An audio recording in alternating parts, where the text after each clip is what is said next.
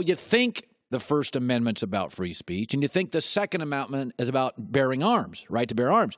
But on this show, the First Amendment is I make my NFL predictions, and then I watch the first couple of weeks, I watch injuries, and then I make an amendment to my NFL picks, and then I watch week 3, and then I make my second amendment for my NFL picks, and then we go into the season. And I watch injuries, I watch play, who looks better. I'm watching mostly the ones against the ones. It's those first couple of drives. So I thought, okay, let's go.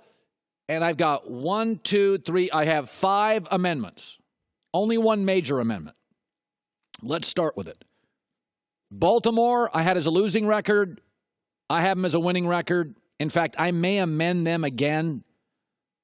Baltimore's been the most impressive team. When I watch their ones, and I watch the speed on the perimeter, offense, defense, when I watch their line play, and Flacco looks motivated, I got to tell you, they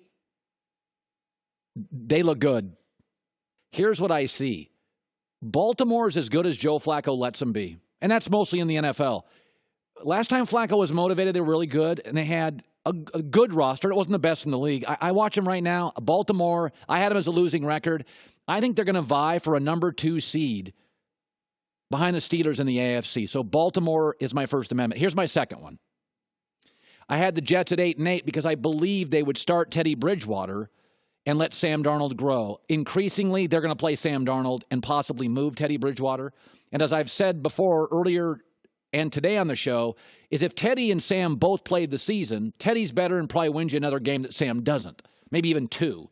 I think they're going to play Darnold really early. They're going to move Teddy at some point. And so from 8-8, I'd say they're 7-9. That doesn't mean that all that means is right now, Teddy's better than Sam. And he's especially better in the first 2 months of the season. Now, by Thanksgiving, Darnold pops, gets experience. All of a sudden, we're like, wow.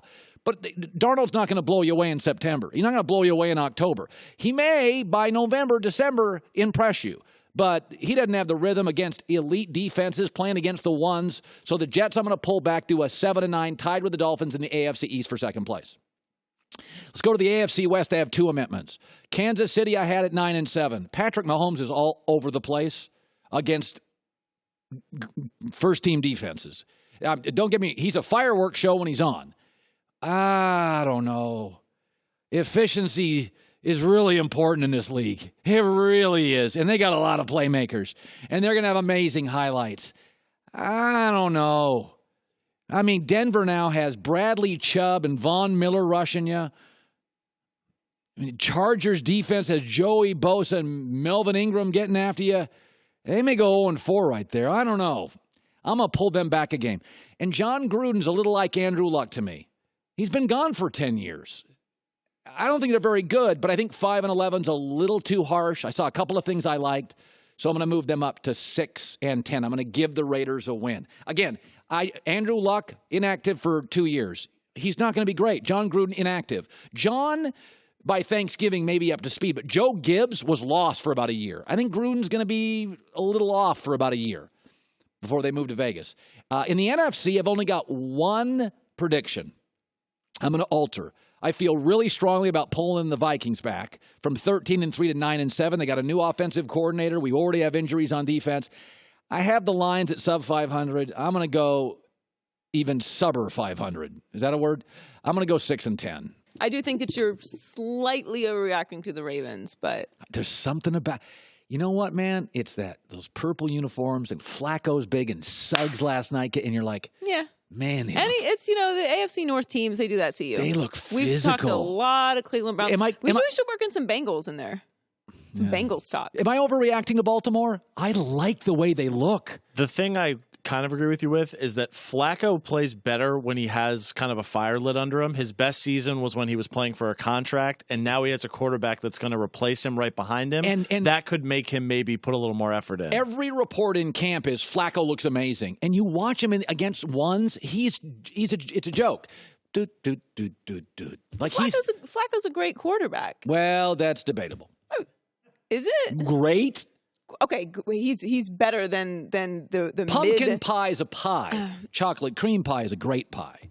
Apple pie is apple pie is a great pie. Pumpkin pie. Pumpkin pie is very good. If it was very good, why don't we eat it in January? Pumpkin spice has taken over the world. No, if pumpkin pie is so great, why doesn't it last 12 months? We serve it for about 4 days, then we just shelf it. It's not great. I would eat pumpkin pie. Sweet potato pie is better. Apple pie. Yeah, when's the last time in July you're like, oof, boy, I could use a delicious pumpkin pie. Nobody ever says that, but you say it. It's a seasonal flavor. All right. Which is kind of what Joe Flacco is. Hi, everybody. Thanks for watching. Subscribe here to get the latest from the show. Also, be sure to check out more of the best clips from The Herd or go watch a few segments from other shows on FS1.